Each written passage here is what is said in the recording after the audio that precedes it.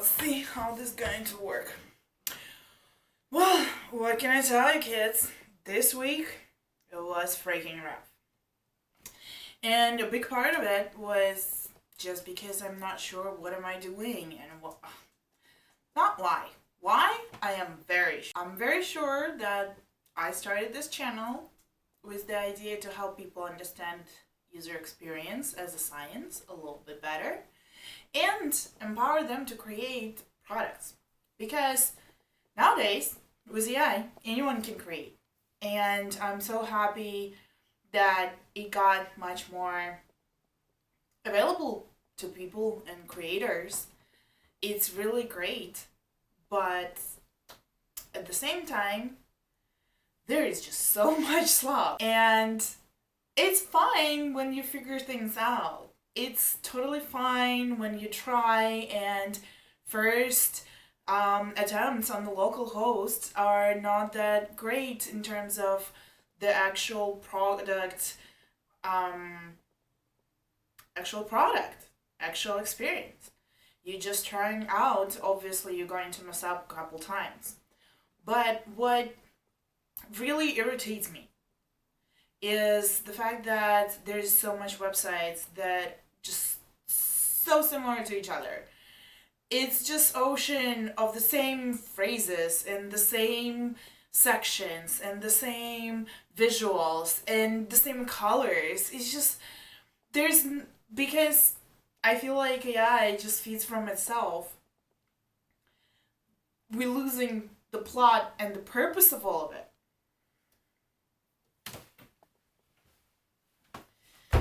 So, that was the inspiration actually for the channel, because I wanted to explain to the people who might be not professional product managers or developers or designers on how, give you a couple tricks and tips on how to build a really cool app that would be nice for the people, would be convenient and successful. Sometimes we just rush into things so much that it feels like, change of the pose. Though, it's just feels that we're rushing into things so much, and lately I had this fatigue. Honestly, it's hard, man. It's such a rush. Everyone wants to do it faster, and I miss, particularly last week, I missed this time where we can slow down and really think about the purpose. Maybe I'm just that kind of sensitive little person who likes to contemplate about existence and why do we need it and where the life leads and all this jazz. But for me, I need this empathy in my life. I like to ruminate on things. I like to think about the future, and I wish I wouldn't need finances to sustain myself so I can dedicate my time fully to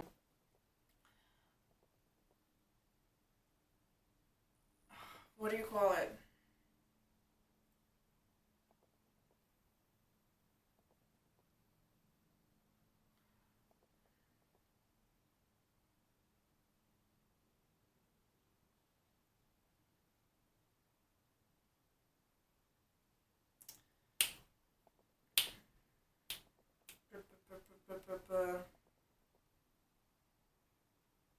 Prolific.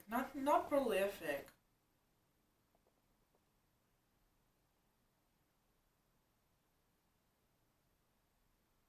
Do I have to go Google this?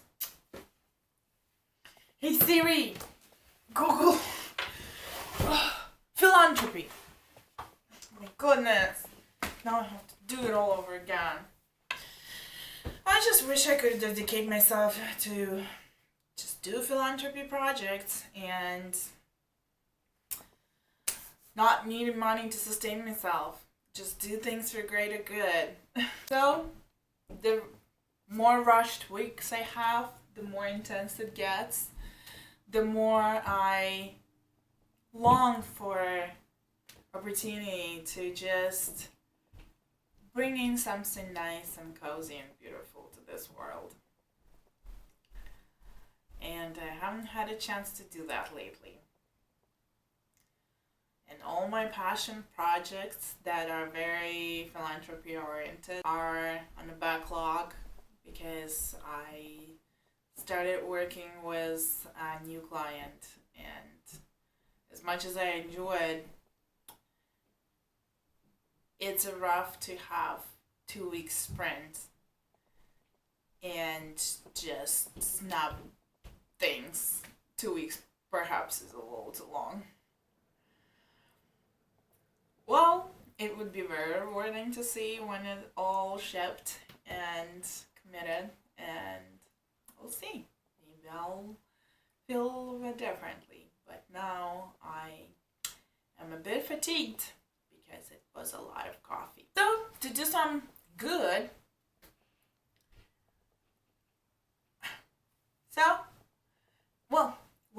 enough ruminating, and let's get a little positive. So, since I decided to start this channel to help others build more human-centric products, let me give you a few big concepts to understand when it comes to building a product. There, and why it leads to design, actually. Because there are three huge things, especially when you're building consumer. So there is why, there is for who, and there is how. Why is, why does it matter? What problem are you solving? What is this helping with? It's kind of the mission of the product, of the software, because you're building it because of something. My bad. Some people build because they can, which is a valid idea and sometimes it works. But I would love to live in a world where more people build because they want to solve a specific problem and help humanity to be better. So let's assume you're building it. Why? Then for who? For who? And in user experience, in UX, we usually use term user persona.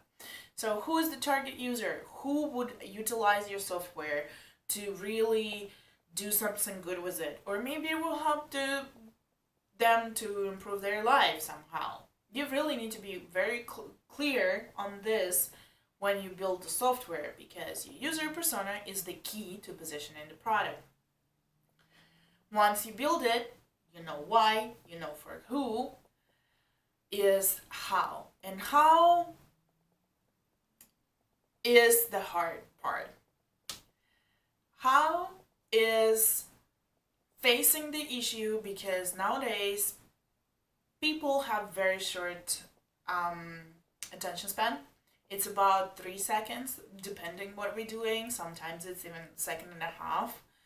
And considering that it's really hard to grasp people's attention when they land on a new product, they usually don't dedicate a lot of time to figure out what it is and how to use it. So if they don't see the intuitive way to implement that in their life within 3 seconds, they usually close the tab or swipe the app and they never come back.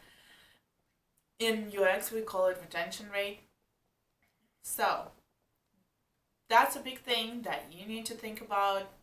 It typically solved through design. There are different tips and tricks that I will be talking about here and there on this channel.